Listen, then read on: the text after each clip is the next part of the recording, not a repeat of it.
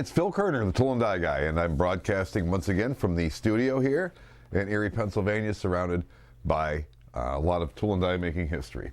So much that I wish I could share it all with you, and I'll finally get to that, right? But, I get a lot of emails. I get a lot of great comments and things from people, and a lot of cool stuff comes across my bench, as I like to say. Well, this is a letter I got a couple months ago from a fellow named Paul, a nice handwritten 3-page note.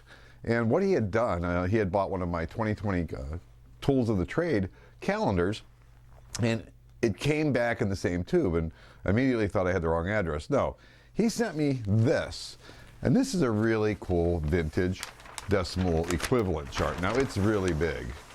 It's 24 by 36, takes up a lot of space, but the fun part about this vintage chart, and he told me, please, do whatever you want, sell them. Well, I love this vintage stuff, but what you're going to see here, besides just decimal equivalents, because we all have that chart, it's got a lot of great tips filtered in throughout the page, all right? This is one of my favorites. If you leave the key in place of a Jacob's chuck in your drill press, you are dangerously silly. But if you leave the T-wrench in the chuck of your lathe, you are feloniously negligent and ought to spend the night in jail.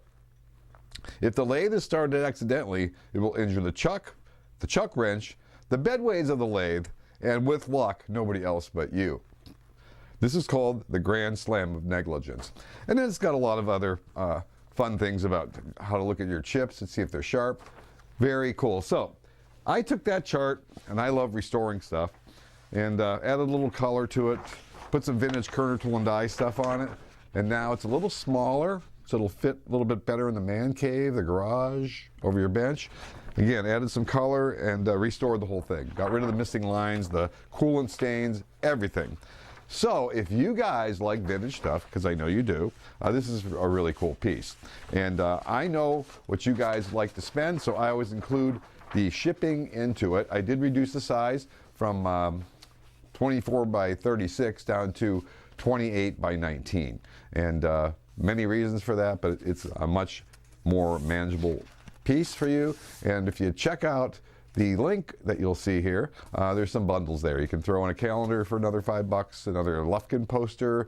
For those of you who didn't see it, the Tools of the Trade calendar, really cool vintage Starrett tools back from the 30s.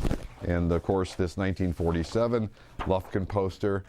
Okay, good deal over there. So just check it out. Again, always a privilege and an honor for me to restore vintage documents. I really love doing that, and this one will look good over the bench. I can't wait to take mine in and hang it over the bench. The only reason it hasn't been there yet is I didn't want to get it mucked up before I showed it to you guys. So check it out over at the Kerner Tool and Die, the toolandieguy.com.